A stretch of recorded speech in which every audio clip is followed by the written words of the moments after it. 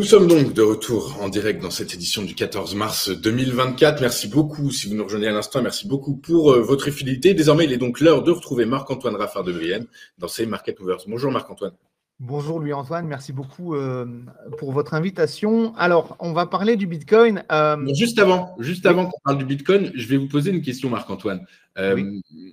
Le Bitcoin, alors certes, il prend quasiment plus de 80% depuis le 1er janvier. Sur fond, alors tout le monde le sait maintenant, c'est la commercialisation des ETF libellés en Bitcoin aux États-Unis uniquement pour les clients américains, uniquement aux États-Unis, mais qui a porté les cours dernièrement. Le halving également, qui aura lieu le 19 avril prochain.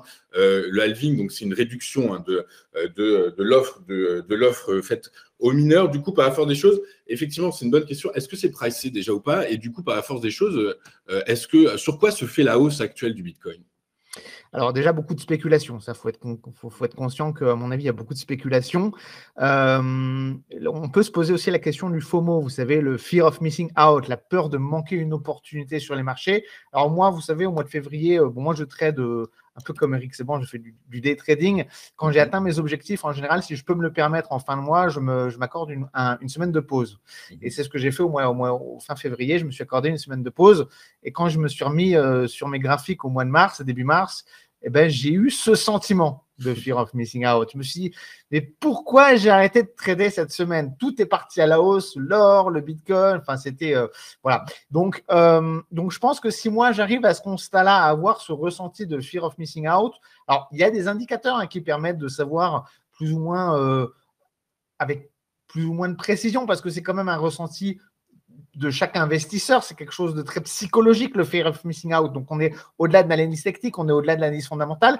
Mais n'empêche que moi, j'estime que si j'ai eu ce ressenti à un moment donné, bien d'autres investisseurs doivent avoir ce ressenti. Pas plus tard que ce matin, j'ai discuté avec un ami trader qui me dit aussi, oh là là, quand on est en position sur le Bitcoin, on se réjouit, mais quand on a raté le coche, quand on a raté la cassure des 57 000, cette cassure qui a vraiment cassure de résistance qui a vraiment propulsé le Bitcoin à l'hausse, on reste un peu sur la touche, on regarde les cours monter et un peu comme le même constat que Eric Seban le faisait avec le DAX. Quand on est sur des plus hauts historiques, c'est difficile en termes d'analyse technique de trouver un point d'entrée et du coup on reste un peu sur la touche. Donc il y a ce phénomène de fear of missing out, ça c'est sûr, moi j'en suis convaincu et c'est pas bon signe parce qu'en général c'est précurseur de la création d'une bulle spéculative, un petit peu comme ce qu'on avait eu déjà auparavant.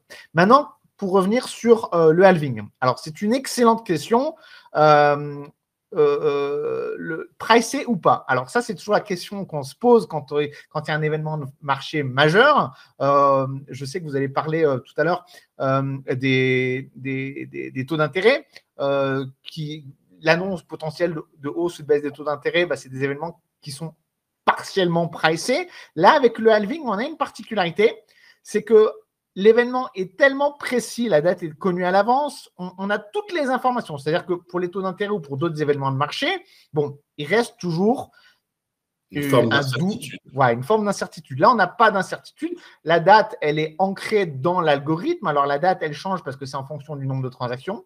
Donc, on avait estimé que la date, ce serait le 22 avril. Finalement, avec l'arrivée des ETF Bitcoin, il y a plus de transactions sur la blockchain. Donc, finalement, la date a été avancée. Je crois que les dernières estimations, c'est au 19 avril.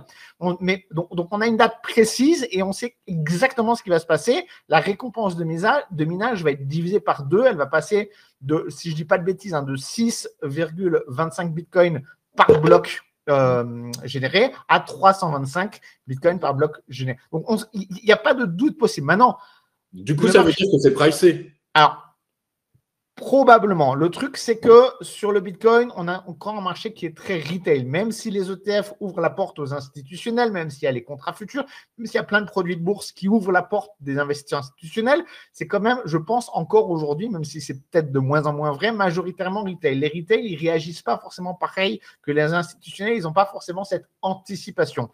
Mais globalement, j'aurais tendance à dire que c'est pricé. Maintenant, ça ne veut pas dire que la hausse va s'arrêter.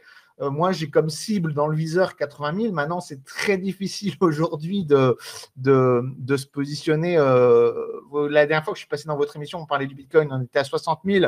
Je pensais que 67 000, c'était déjà très haut. Là, aujourd'hui, aujourd'hui, 80 000, ça me semble possible. Maintenant, beaucoup parlent de 100 000, ces fameux 100 000 qui est un chiffre qui ressort souvent et qui est très attendu.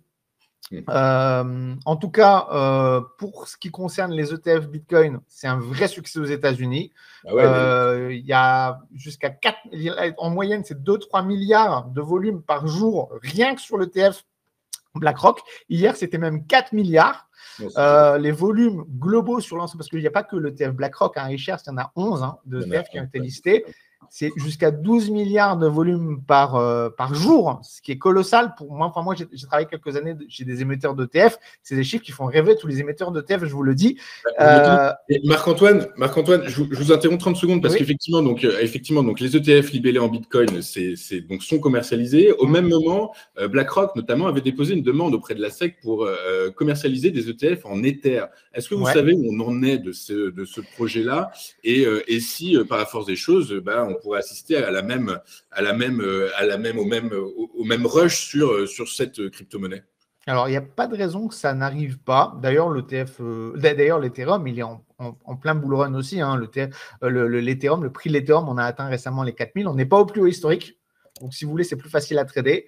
Il y a, je pense, plus de potentiel de marge, de profit encore sur l'Ethereum. Mais en fait, ce qu'il faut regarder, si vous voulez, on a vraiment braqué tous les projecteurs sur les ETF Bitcoin aux États-Unis. Mais il ne faut pas oublier qu'en Europe, on a quand même des… Alors, on ne peut pas appeler ça des ETF. En Europe, on appelle ça des ETP, Exchange Traded Products. On a des produits comme ça qui existent déjà en Europe depuis 2017.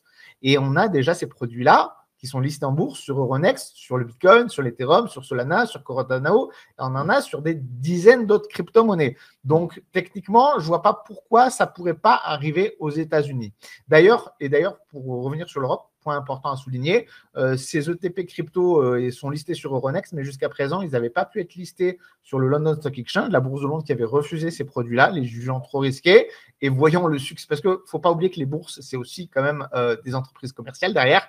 Quand ils ont vu le succès de l'ETF Bitcoin aux États-Unis, ils sont peut-être en train de faire marche arrière et de revenir sur leurs décisions. Et on pourrait avoir des ETP peut-être potentiellement crypto arriver sur la bourse de Londres, ce qui alimenterait encore à nouveau, encore une fois, la hausse du Bitcoin. Ce qui amènerait évidemment de la spéculation. Effectivement, un petit encart sur Euronext. Euronext, c'est effectivement une société cotée. C'est une société avant d'être une bourse. Et du coup, par la force des choses, c'est intéressant. Peut-être qu'on en reparlera plus tard, mais je crois que c'est la société en Europe qui dégage la marge opérationnelle la plus importante. Alors, je ne sais pas si c'est la marge de résultat net ou la marge opérationnelle, mais en tout cas, on est sur des niveaux. C'est mieux que GTT. GTT, c'est aux alentours de 50% de marge nette. C'est gigantesque. Et bien là, Euronext fait mieux. Du coup, on en reparlera. Petit encart. C'est pas le sujet d'aujourd'hui. Du coup, à force des choses, Marc-Antoine, le temps file, on va basculer sur Alors, juste que faire quand même sur le Bitcoin, quand même, parce que du coup, on vise les 80 000, vous nous dites 80 000. On vise les 80 000. Alors, vous savez, il y a ces célèbres adages qui disent on ne rattrape pas un couteau qui tombe. Mais là, c'est un peu pareil dans un maraîcher en bull run.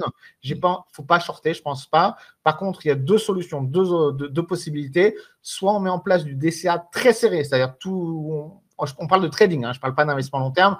On fractionne sa position tous les jours en faisant du DCA pour obtenir le meilleur prix d'entrée pour un swing trade. Soit on attend le retour vers 67 000, mais peut-être qu'il ne se produira jamais sur le support pour acheter le support. Mais en tout cas, en aucun cas, je recommande actuellement de shorter le Bitcoin. C'est le ratio risque-rendement, à mon avis, n'est pas bon.